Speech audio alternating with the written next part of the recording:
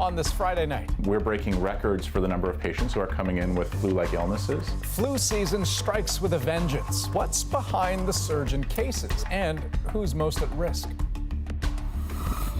We're gonna go in there, we're gonna impeach the mother. A rookie lawmaker's vulgar language sparks a debate on decorum and political strategy. Why impeachment is dividing Democrats.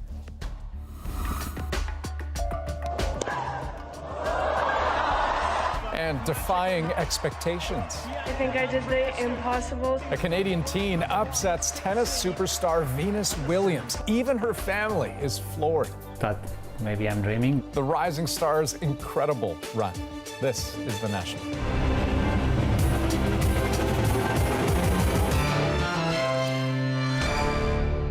It is shaping up to be a particularly brutal flu season in Canada. Now, of course, the flu can be more than just unpleasant. It can be dangerous and even deadly. Well, new numbers are out today, and the number of cases has gone through the roof, and one particular strain is doing most of the damage. So far this flu season, there have been more than 13,000 lab-confirmed cases in Canada. 11,000 of those were variations of influenza A, with H1N1 as the dominant strain. It's a big jump in cases, nearly 50% over this time last year, with about 2/3 of them hitting young, otherwise healthy adults, those people who might not think they're particularly vulnerable. But that's how H1N1 tends to operate. Already, 24 Canadians have died.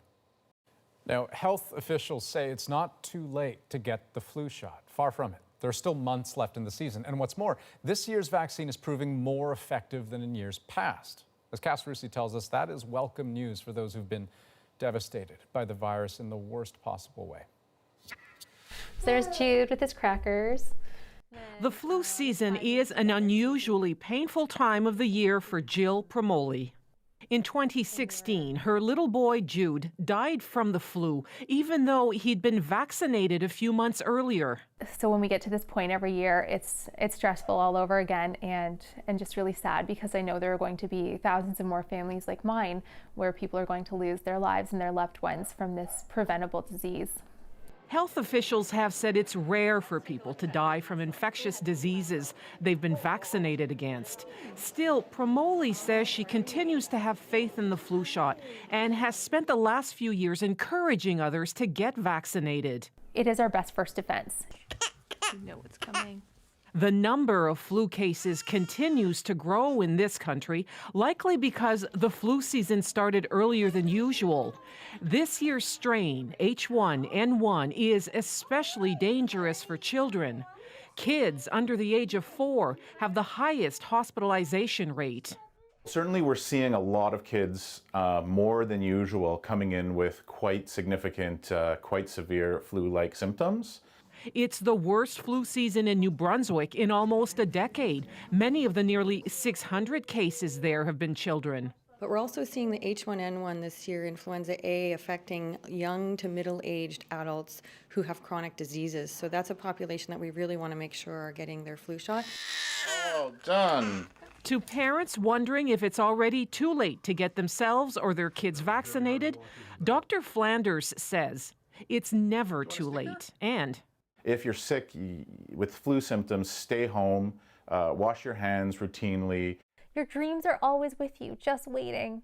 A message this mother is more than happy to spread over and over again. Cass Russi, CBC News, Toronto. Turning now to the United States, it's been just 2 days since the Democrats took control of the House, dividing the government, and already both sides are digging in. The issues dividing Democrats and Republicans are as familiar as they are irreconcilable, at least right now. But as Stephen D'Souza tells us, while the president isn't in the mood to bend, he is in the mood to talk.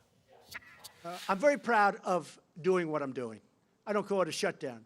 I call it doing what you have to do for the benefit and for the safety of our country. If there was any doubt that the wall matters to Donald Trump, consider for 3 days in a row, he's gone in front of the cameras to talk about it. This is national security we're talking about. We're not talking about games. Trump called this hastily arranged press conference after his second meeting this week with Democratic leadership, where both sides refused to budge. We recognize on the Democratic side that we really cannot resolve this until we open up government, and we made that very clear to the president. Trump threatened to keep the shutdown going for months, possibly years, even with hundreds of thousands of government workers off the job or with no check. He even claimed with no evidence that those same federal workers have his back. Certainly they're not thrilled, but they say, sir, do the right thing. We need border security. Just one of the many questionable statements during an hour-long back and forth. We have terrorists coming through the southern border because they find that's probably the easiest place to come through. They drive right in and they make a left. Not going to happen. The chair Last night, Democrats used their newly gained control in the House of Representatives to pass legislation to get the government running. The bill is passed. Largely symbolic, given that it had no money for a border wall. I'm the president of this country. Today, Trump said if he wanted to, he could just use executive power and bypass Congress altogether. I may do it. But we can call a national emergency and build it very quickly. And it's another way of doing it. Trump, though, says he prefers a negotiated settlement, so he's asked top staffers from both sides to meet over the weekend. But considering how entrenched this standoff is, the shutdown seems poised to drag on. Stephen D'Souza, CBC News, New York. And Trump's comments were not limited to the shutdown or the wall. He also weighed in on a rookie Democratic congresswoman who used a vulgar term in publicly supporting his impeachment. I thought her comments were disgraceful. This is a person that I don't know. I assume she's new. I think she dishonored herself, and I think she dishonored her family. He's talking about new Michigan Congresswoman Rashida Tlaib, who at a party last night said this. Bullies don't win. And I said, baby, they don't. Because we're going to go in there, we're going to impeach the mother. Tlaib, who hasn't yet apologized, is taking some harsh criticism, including from her own party. She's one member. I have said I think that impeachment would tear this country apart. The Democratic leader, however, didn't seem particularly offended. I'm not in the censorship business. I don't think it's anything worse than what the president has said. Not that Pelosi shares Tlaib's enthusiasm for impeachment. We have to wait and see what happens with the Mueller report.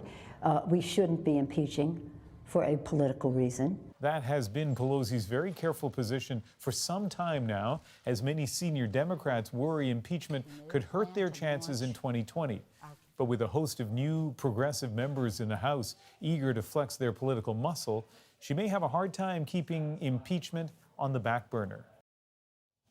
To Ontario now, where the government tried to get rid of carding more than 2 years ago. That's the police practice of stopping people to ask for ID without any evidence they're doing anything illegal. Black and Indigenous people were being disproportionately targeted. A judicial review concluded carding was never an effective policing tool, and today the judge who wrote it spoke publicly about when police should and should not be stopping people they consider suspicious. Ron Charles has our story. For Asante Houghton, random police checks were anything but arbitrary. He feels police have singled him out since the age of 13 because of his race. It was something that would often happen to me when I was walking to and from school, that sort of thing. Sometimes outside my house where I was growing up, I'd be stopped by officers. They'd ask, what are you doing here? Who are you, your name, and they'd be very confrontational. That's why in 2016, Ontario brought in regulations that all but banned carding. Street checks were seen to be a manifestation of racial profiling. Today, the Ontario Appeal Court judge assigned to review the regulations said they are unnecessarily confusing, but ending carding was the right thing to do. I found that random carding had a very minimal role in detecting or deterring offenders or reducing crime. Tulloch says he's heard people try to make a link between the ban on random police checks and last year's spike in Toronto's murder rate. He says the facts don't support that. In 2017, the first year that the regulation was in force, Ontario had the second largest decline in homicides among the provinces in Canada. Tulloch says there's still a place for properly conducted legal street checks during an investigation or if police suspect a crime is about to be committed. Stops must be based on more than a hunch or spidey sense. The representative of Toronto's frontline officers agrees. I don't see any benefit to any policing process that is random and arbitrary. Street checks, however, done as an investigator in a lawful, proper way, there is a value to an investigative technique. Still, Ontario's PC government promised to unshackle police forces from the previous government's regulations. In a statement today, it committed that any new regulations would recognize that racism and discrimination have no place in policing. Ron Charles, CBC News, Toronto. Ontario isn't the only province moving to address carding. Saskatchewan police adopted rules preventing what it calls contact interviews last year. Nova Scotia has introduced legislation to ban the practice. BC is also expected to adopt new standards this year. Edmonton Police released a 300-page report last year, but Alberta hasn't adopted changes so far. Well, with a new year comes all those New Year's resolutions to eat healthier, and soon there will be a new Canada food guide to help you along. It's something lots of us probably learned about in school and then maybe took for granted, but Health Canada has been working on an overhaul. It's coming in a few months, and today we're getting an idea of what could change. Draft Copy recommends Canadians eat a variety of healthy foods each day. Pretty straightforward, right? But potentially the biggest change, dairy products may disappear as their own food group, instead lumped in with proteins. Compare that with how the guide stands right now, recommending Canadians take in 2 to 4 full servings of dairy products, including milk and cheese, every single day. So maybe it's no surprise Canada's dairy industry is concerned about what a change could mean for it. To be clear, Ottawa insists nothing's final just yet, but it still raises the question. If dairy does lose its place in the spotlight, how might that affect our diets? Jayla Bernstein went to a local market in Montreal to find out. I don't think it's going to change that much, actually, because people are used to having yogurt and milk in their, and the kids are used to it. For many Canadians, dairy isn't simply a food group. It's a way of life. It's what they were raised on. It's good for the bones, the calcium.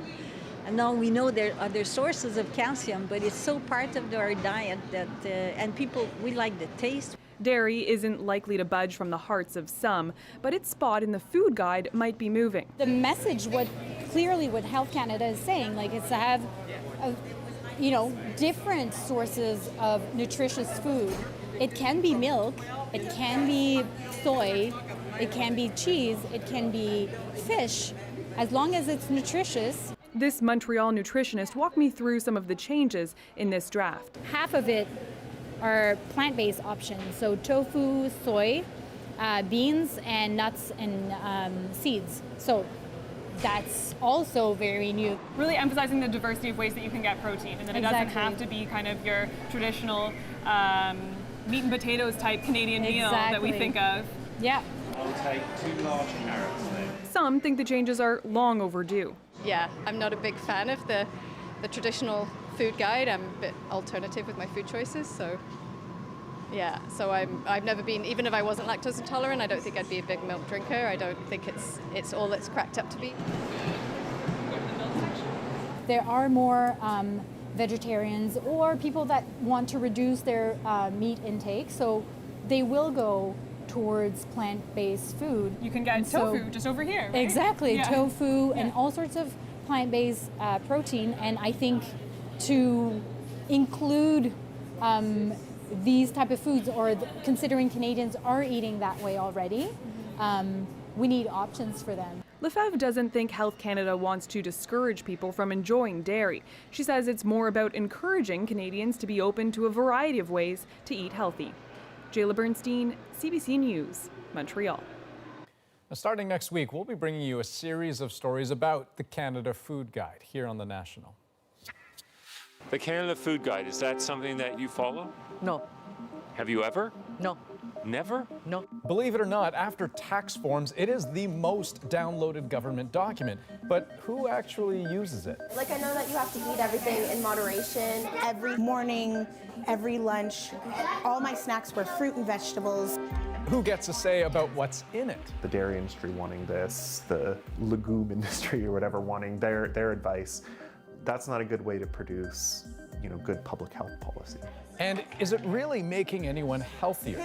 I'd rather the government be in our fridges than the food industry. I don't know that publishing a food guide is going to change people's eating habits. So, what's going on your plate? We go in depth starting Monday right here on The National. We're watching several developing stories live on The National tonight, including a deadly avalanche in BC's backcountry. It happened yesterday afternoon in Pemberton. That's about a 2-hour drive north of Vancouver. A 42-year-old man skiing with a group was trapped under the snow. Police say the group was well prepared. They had emergency beacons, but rescuers couldn't reach them until today because of the weather. Going into the weekend, extreme avalanche alerts are in place for the south coast of BC and the Sea to Sky region. Also warnings in Banff, Jasper, Kootenay, and Yoho National Parks. Officials say heavy snowfall, warm temperatures, and high winds have created the perfect climate for large avalanches. And at least one person is dead and thousands have moved after a rare tropical storm made landfall in southern Thailand. High winds, torrential rain, and surging seas have caused widespread flooding. Airports and ferries are shut down, and people are being told to stay indoors until the storm has passed sometime tomorrow. We're also watching how Bianca Andreescu will do in the semifinal match at the Auckland Open. That's coming up in just a few hours. The 18-year-old Canadian has been stunning the tennis world this week. Another magical night. Another magical night indeed, coming from behind to beat tennis royalty Venus Williams. I believe that anything is possible, and tonight I think I did the impossible, so I don't even know what to say. She couldn't believe herself. She thought, maybe I'm dreaming. No, you're not dreaming. This is reality. This is real. Who would blame her for thinking it's a dream? She beat the world number 3 yesterday. Then Williams, a former number 1, now ranked 39th in the world. I'm a big believer in Bianca. I really believe in her potential. She's going to do great things in tennis. Maybe it's a little bit earlier than I thought, but that's totally fine. Bianca herself has even bigger dreams. That's obvious in the poster she signed for her parents, future world number 1. First, though, she needs to win the semis in Auckland. Her parents will be watching on TV at their home north of Toronto, or at least one of them will be. My wife doesn't watch usually. No. She's so emotional. And no, she usually I watch it by myself. And then we celebrate at the end of the match if everything goes well. Pretty amazing. Okay, still ahead on The National. Some call it North America's original extreme sport. We're going to introduce you to the world of Indian relay in this week's CBC Short Doc. Plus, what happens when a Nova Scotia couple donates $50,000 worth of jewelry by accident? Their story, our moment of the day. And ahead of Sunday's Golden Globes, we look at the latest red carpet trends that are less about who you're wearing and more about why. It's a thought process now. And a lot of actresses, I think they're starting to become more of who they are rather than seeking their stylist to put out a person who they're not.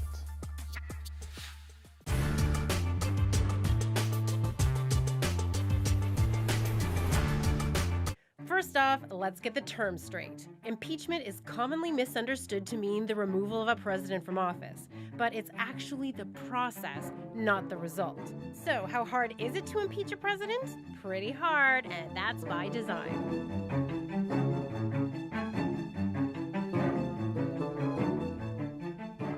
So, how does it happen? First, a sitting president needs to be formally accused of something seriously shady. In the Constitution, that's treason, bribery, and other high crimes and misdemeanors. Next, the House of Representatives drafts and debates the charges and evidence, known as the Articles of Impeachment, and if a majority of the House votes to accept the case, the president is impeached. Now, stuff gets real, with a high-profile trial in the Senate.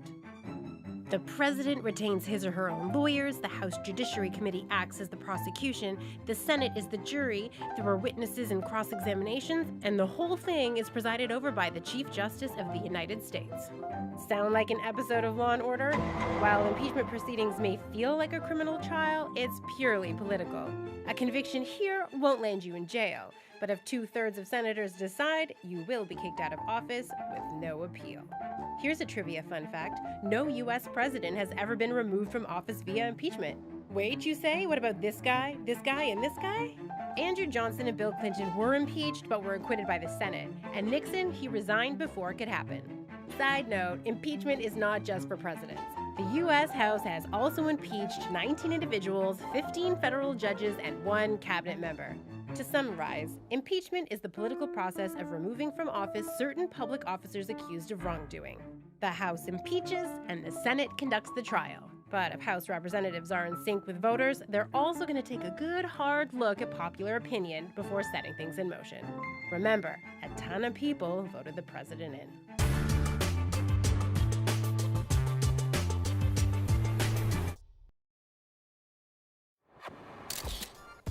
Hollywood's award season has arrived. Beginning Sunday with the Golden Globes, the stars will be getting their steps in on the red carpet. And with much of the world watching, these sorts of things are always an opportunity for fashionable drama. Except now, the question you're more likely to hear perhaps may not be, who are you wearing, but why are you wearing that? As Zuleka Nethu explains, the Hollywood red carpet seems to have become the fabric of a very political message. Thank you. Thank you. Thank you all. First, there were the black dresses at last year's Golden Globes to show solidarity with sexual harassment and assault survivors. Then the orange pins at the Oscars to protest gun violence. And a few months ago at the Emmys, Jennifer Lewis's Nike outfit in support of Colin Kaepernick. Lately, red carpets have been less about fashion statements and more about political ones. This is a new form of currency, is activism. And Carla Welch is at the center of it. In between celebrity fittings here at her LA studio for clients like Sarah Paulson and Elizabeth Moss, the Canadian stylist posts social media messages on immigration, voting, and Indigenous issues. She dressed actor Tracee Ellis Ross in an array of black designers at the American Music Awards and worked behind the scenes to support the Time's Up movement. Welch has become one of the most sought-after stylists among Hollywood's elite, not despite her views, but because of them. We talk about what's going on in the world. So there's this really unique kind of space that's created of trust and beliefs, and I'm such a big part of what they put out into the world. So it's important that we're aligned on stuff. When you think of a red carpet dress, this is just everything. It's a subtle shift designers are noticing too. Greta Constantine is a Toronto-based high fashion label. Their clothes have been worn by Meghan Markle, Mindy Kaling, and Ava DuVernay, among others. It's a thought process now. And a lot of actresses, I think they're starting to become more of who they are rather than seeking their stylist to put out a person who they're not. And Generation Z is at the forefront of breaking the mold.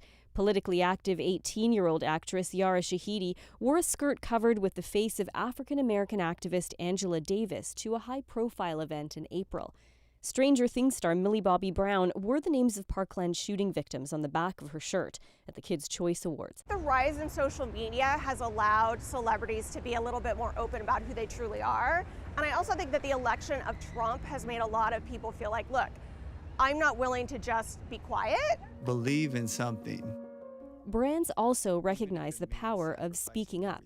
14-year-old Brown credited Calvin Klein for the design of her shirt to her 18 million Instagram followers, and Shahidi's Angela Davis skirt was made by Prada.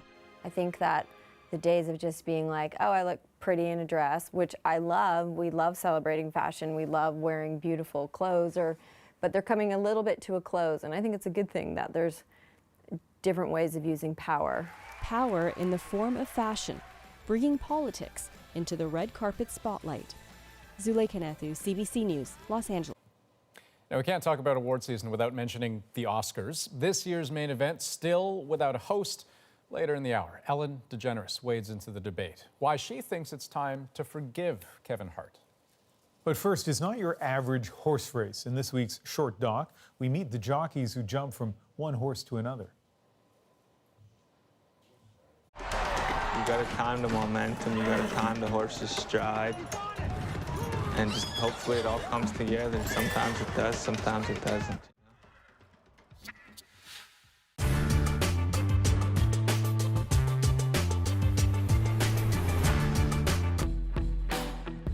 To understand what the Assembly of First Nations is, the first thing you need to know is that it is not a government. The AFN is an advocacy organization for First Nations peoples. It's the largest one in Canada, representing more than 900,000 people from 635 communities. It does not represent Inuit or Métis people who have their own organizations. Organized resistance at a national... The AFN was established in 1982. It grew out of the National Indian Brotherhood, which was the main advocacy organization at the time. The Indian Brotherhood lobbied against policy changes like the 1969 White Paper, but there were concerns that the Indian Brotherhood, based on regional representation, didn't speak for individual First Nations. So the AFN was formed to make sure that each First Nation had a voice.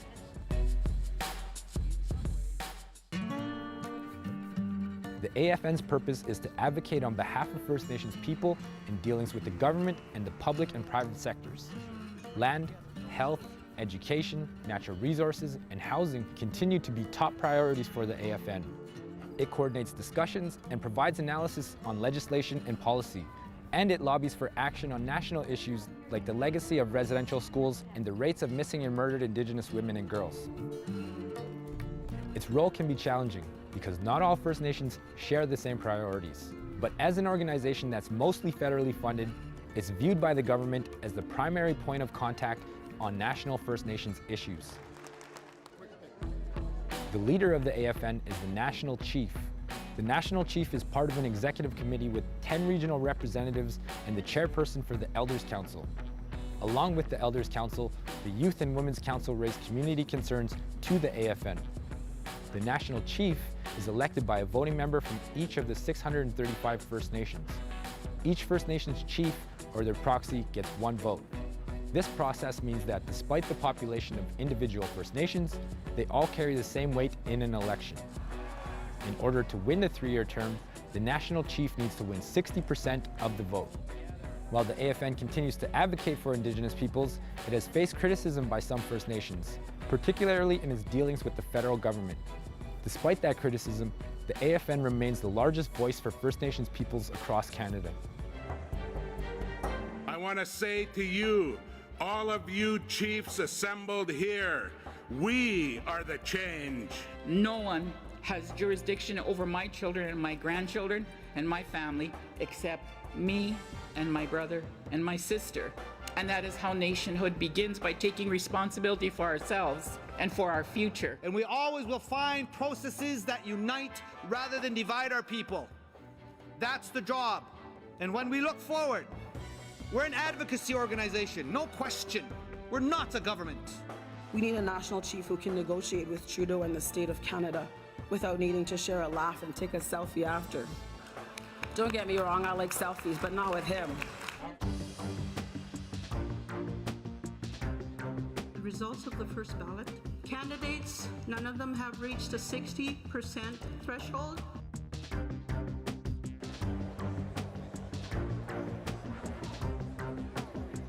The results of the second ballot. Perry Bellegarde, 328. This gap will be closed. Better housing, better education, better health care, and yes, lands and resources coming back to First Nations people, because we know it's assumed Crown sovereignty.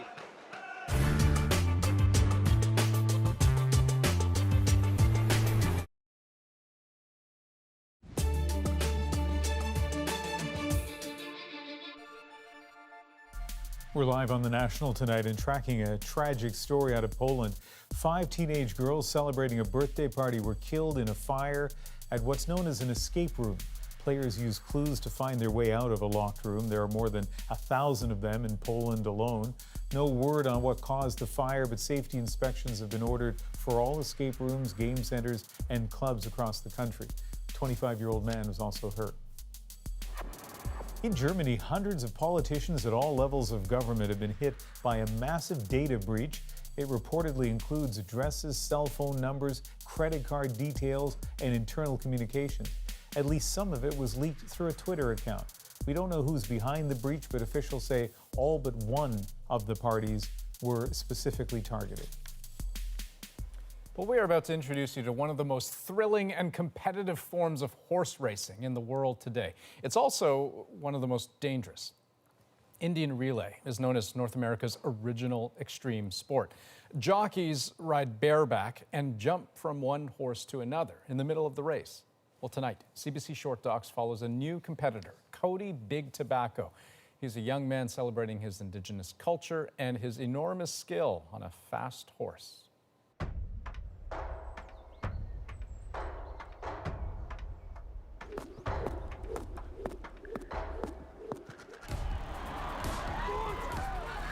Indian relay was the first extreme sport. It consists of 3 horses and 4 people, 3 on the ground, 1 rider.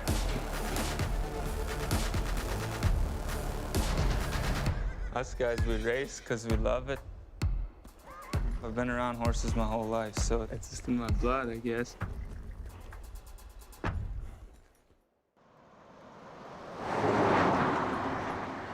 I'm excited to see this horse. You the man that's going to be riding them. What do you think of him? I think he's going to be a pretty good one to the string, you know. He's going to help us clinch a few championships, you know. Just got to get him seasoned. We know he can run. Yeah, we know he can run, but it's getting him to run the way we run, eh? Mm-hmm.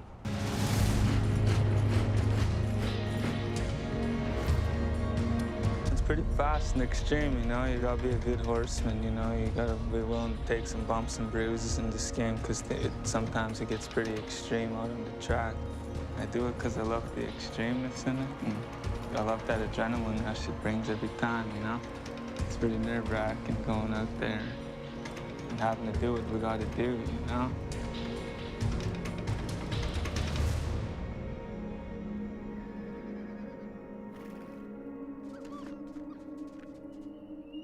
Horses are what makes us warriors today.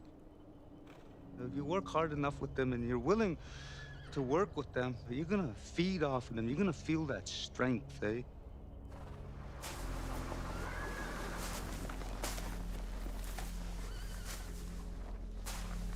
You treat them right, you feed them right, you nourish them like children, they'll do anything for you. Okay, I'll try this one, even if he flinches. Yeah, he's never had nobody running up and jumping to him, eh? But that's Never. all right. He's gonna have to learn it. He's gonna have to get used to it.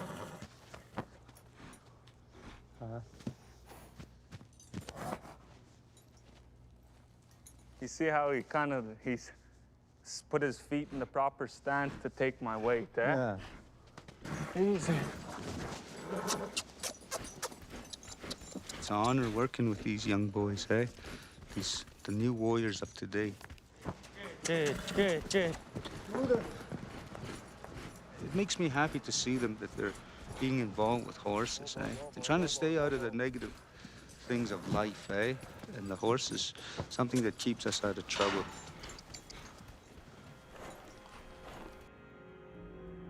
When Al asked me to jockey, I was pretty nervous, but then I told him I'd dedicate myself to riding relay for him, so this is my first year going hard at it. You know, I feel like I can run right with them. You gotta time the momentum, you gotta time the horse's stride, and just hopefully it all comes together. Sometimes it does, sometimes it doesn't, you know?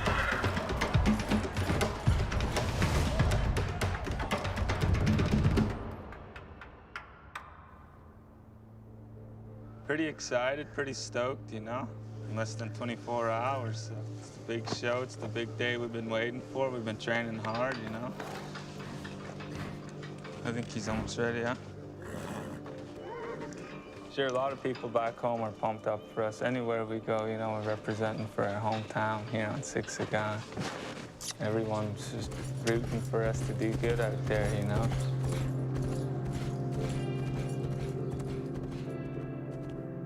My daughter loves relay racing, you know. She'll get to look back on it in the future and be like, gee, my dad relay raced at Calgary Stampede when it very first started.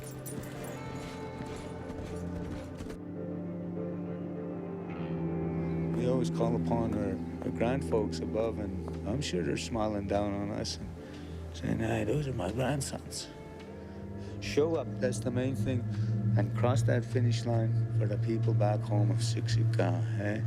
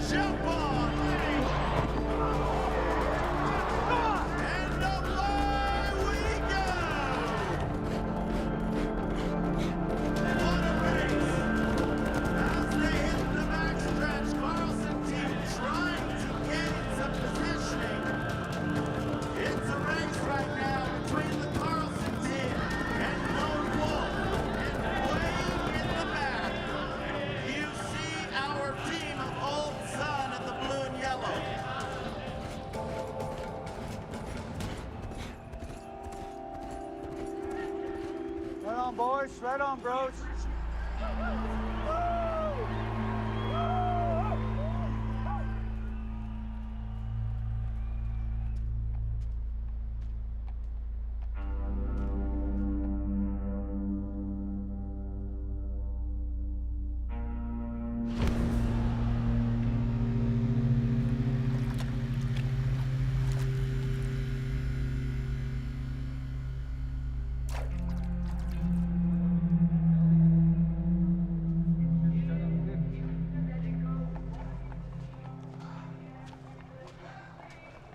Fuck, you nailed me good, bro.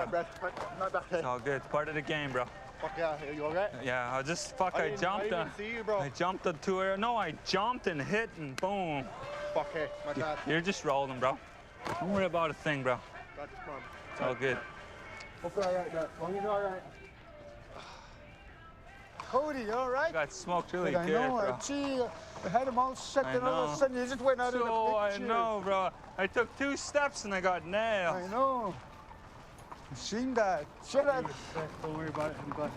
At least we finished. Crossed the finish line. The Calgary Stampede wanted us here. We made it. It's an honor to have that ability to ride like that. You bet, we'll be here. Eventually, we're gonna get bigger, badder, and better, but for now, we just gotta keep having fun and just run relay. Next year, we'll come back running harder than ever.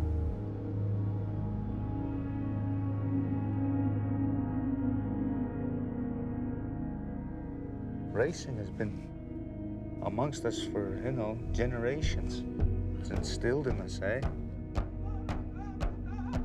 Nchamo in Hiksin, Etsini Katuma, Achsen Nonixa, Eshuik.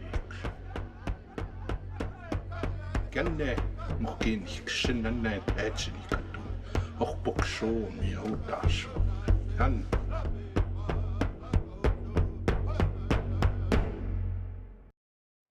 Wow. And you can see the full deal and more short docs like Fast Horse on CBC Gem. And later this month, the film is making its debut at the Sundance Film Festival. Up next on The National, it was the royal event of the year. So what was it like to cover it? Thomas Dagler brings us behind the scenes from the pomp and ceremony to this tough assignment. No matter whatever serious piece of journalism I do, to this day, it is the one thing that most people come up to me and say, hey, you did that tea thing. Yeah, I did.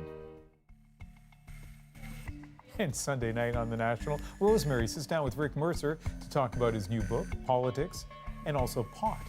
Here's a preview. One of the things you also talk about is marijuana. It is now legal.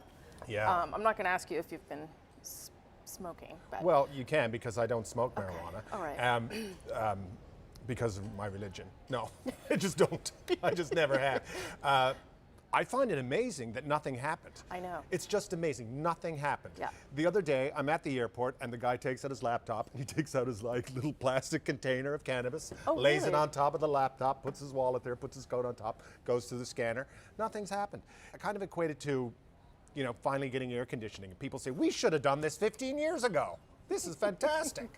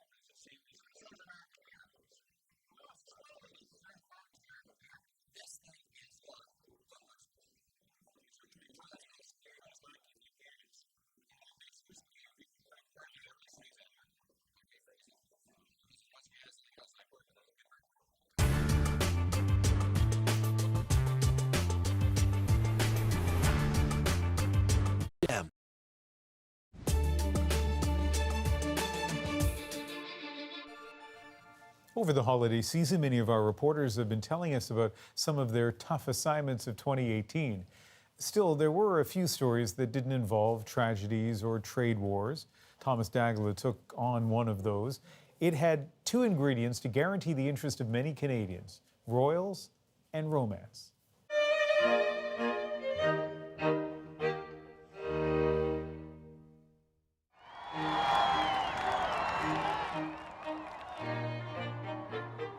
It was without a doubt the biggest story in the world.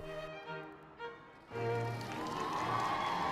I'll tell you what, if I were to do this over again, I would watch The Crown before the wedding. I'm only watching it now. Should have watched it before. For some insight on what Meghan Markle should expect when it comes to etiquette, I'm joined by the etiquette expert himself, William Hanson. Thanks for joining us. Thank you, John. We decided that we needed to do a mix of fun and more serious stories because this is a fun story. It's a wedding. It's about love. And when we drink, we look into the cup, not over it. I learned from an etiquette expert here in London about royal etiquette and what the new Duchess, Meghan, was going to have to learn before having tea with the Queen, which was great fun. Keeping a straight back and then returning the cup to the saucer. No matter whatever serious piece of journalism I do, to this day, it is the one thing that most people come up to me and say, "Hey, you did that tea thing." Yeah, I did. Generally, bets are placed on sports like horse racing or soccer, but bookmakers also accept bets on royal events. We also did a story about all the wild bets that people were placing. Would Meghan wear white? Would Harry have a beard the day of his wedding? And it always blows me away, these things that people here in Britain will put money down on.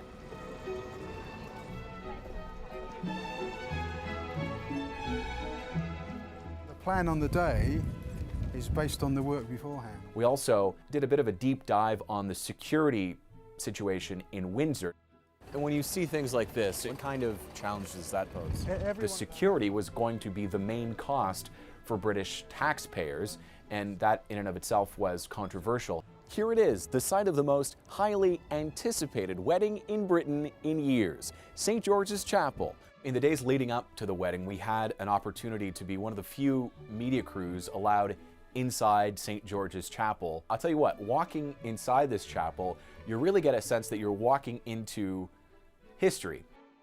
The newlyweds can expect to be greeted by crowds as they walk out, but should we expect to see a kiss on these steps? Maybe.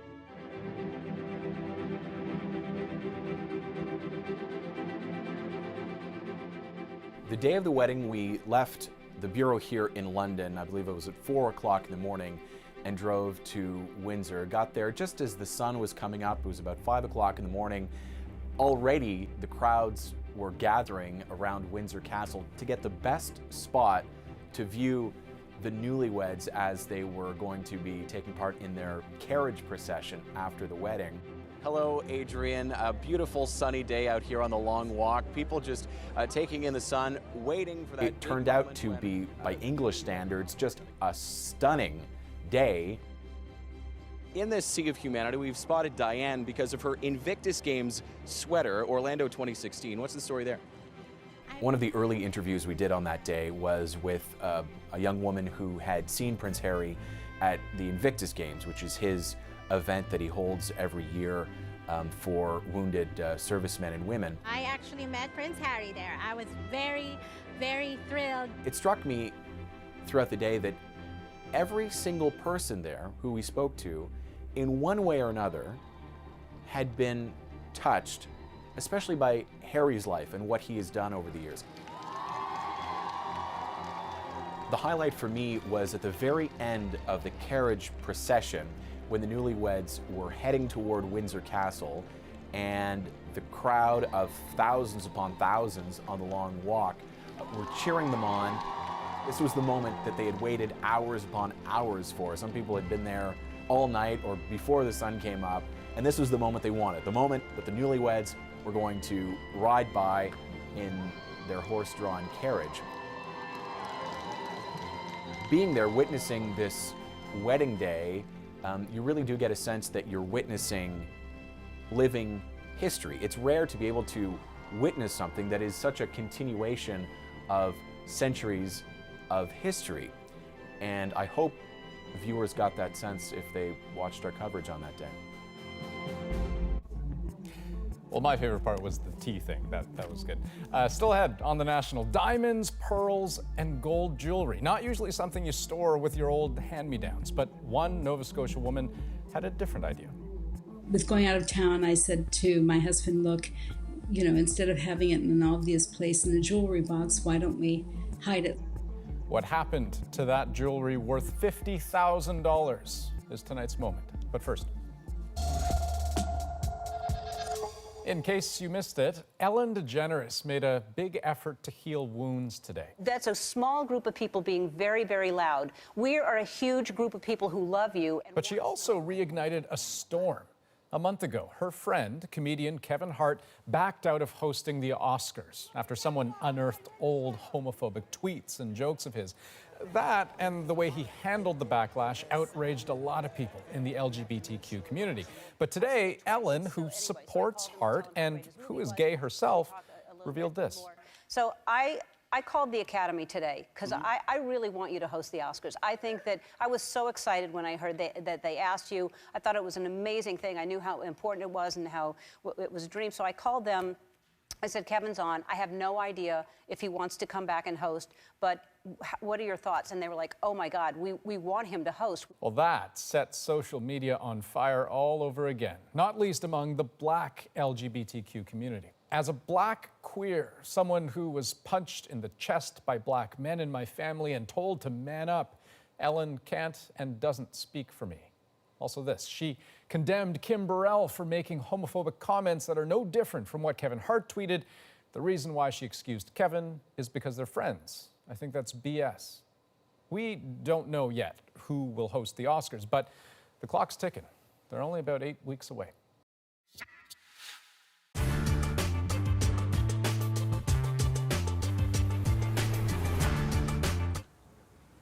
We are prepared to withhold our services however long it takes.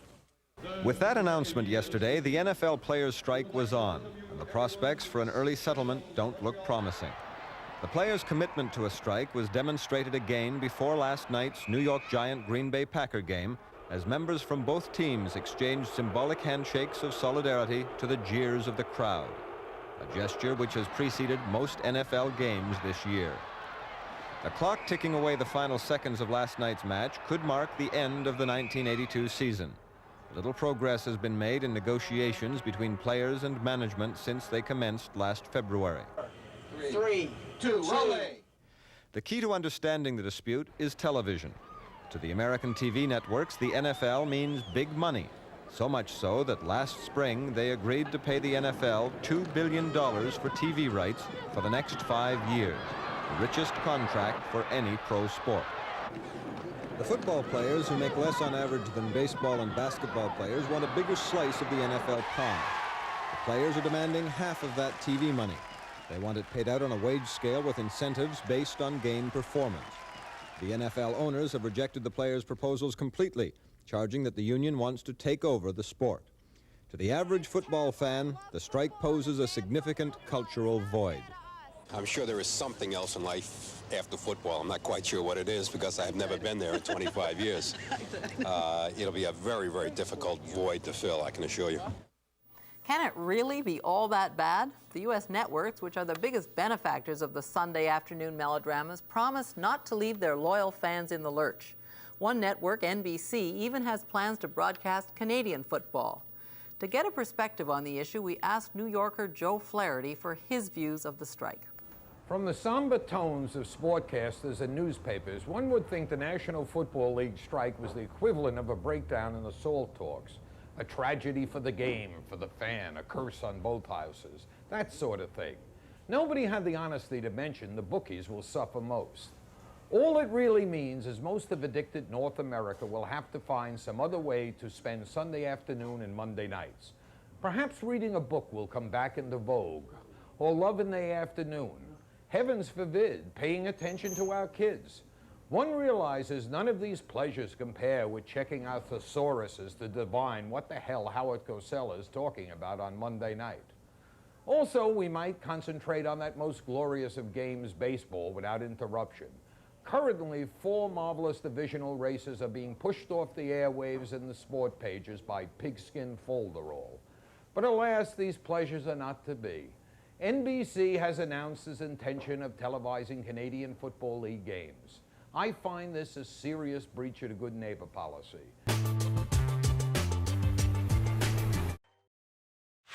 Families are dysfunctional. You lost my house! Sorry, what? Sorry, what now? What are they talking about? Look, if it's in Mom's best interest, I'll say anything. Why is the table up against the wall? I think it gives the room more flow. That's what you get for not having a dad around. Tommy, I think we would all be better off if you were never born. Here. Well said, Lowly.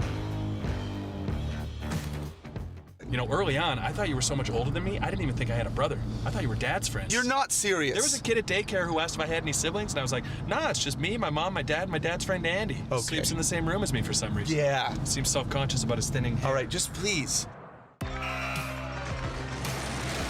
Bobsleigh. Tomorrow at 4 Eastern on CBC.